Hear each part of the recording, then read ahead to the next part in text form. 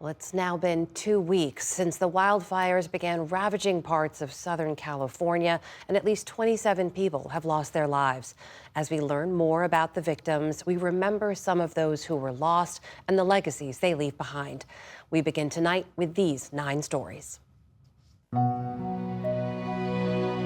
55-year-old Randall Mayad was an avid surfer and life of the party, according to his mother, Carol, who begged him to evacuate.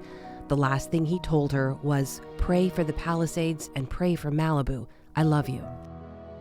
Anthony Mitchell, 67, was a retired amputee. His son Justin was in his early 20s and had cerebral palsy. Mitchell was waiting for an ambulance to evacuate them. Mitchell's daughter, Hiji, told reporters, quote, he was not going to leave his son behind, no matter what.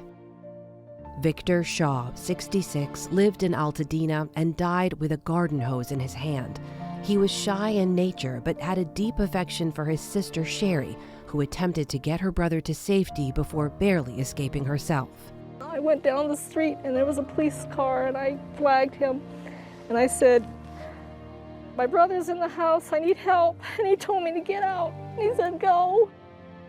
Erlene Kelly, a retired pharmacist, lived in the family's Altadena home for decades and insisted on staying. Her granddaughter, Brianna, told reporters, quote, "My grandmother was really active. I thought she would be 99 just walking around." Kelly was 83 years old. Arthur Simoneau, 69, died trying to save his home. He was a hang gliding enthusiast and known as a free spirit. His friend Steve said, quote, "Arthur was a good friend to me and a great pilot.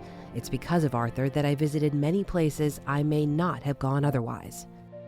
95-year-old Delise Curry was born in Little Rock, Arkansas in the 1920s, but was always destined for Hollywood.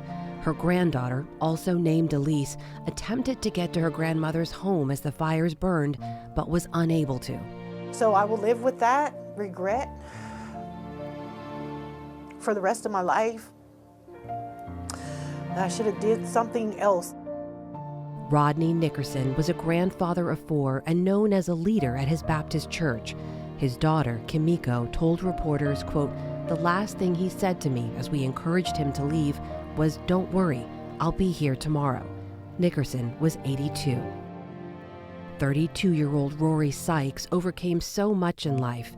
He was born blind and with cerebral palsy, but after numerous surgeries, he regained partial eyesight and learned to walk with help.